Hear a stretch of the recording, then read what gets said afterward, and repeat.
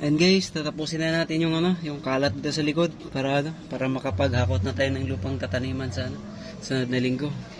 Tiyagain lang natin to. Konti na lang to.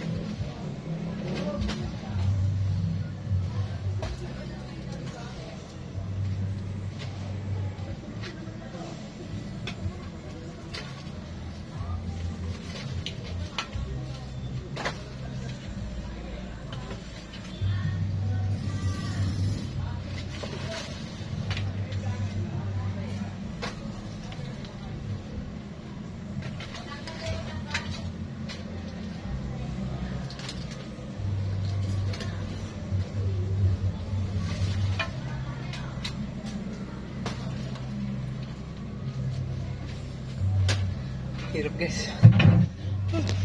Kapagod. Ayan. Konti-konti na lang yan kasi dyan kasi banda, ano natin, yung dyan ko ikakamada itong mga kahoy na to. Para, tapos yung dito tayo maglagay ng mga halaman. So ayan guys, update ko na lang kayo. Thank you po. Guys, good morning. So ayan guys, yung update sa ano natin, yung sa likod ng bahay, yung tambakan ng basura, ang gagawin nating garden. Yan. Tapos na po. Yan, nakasako na lahat. Itatapon na lang. Yan, nakamada ko na rin yung kahoy. Ayan po. Yan. Yung kahoy na tambak. Ayan. Tapos ito, yan, dyan natin itatanim yung mga gulay na pwede nating itanim. Siguro okra pwede dyan, tsaka talong. Yan, ito, konting na lang guys. Yan, konting ayos na lang to. Na natin lahat. Na collect na natin yung basura lahat ng plastic na ko na. Yan. Napakasarap pala sa pakiramdam guys, na matapos yung ginagawa natin. Akala ko talaga hindi siya madaling kasi sobrang dami yung tambak, 'di ba? Pero ayun, sa pagtsatsaga natin naayos na rin. Yan. Susunod na linggo nito, maliwalas na to dito. Maayos na to, tsaka may mga tanim-tanim na tayo dito. Hindi pa naman agad makikita yun, pero at least, 'di ba? Nagtagumpay na naman tayo.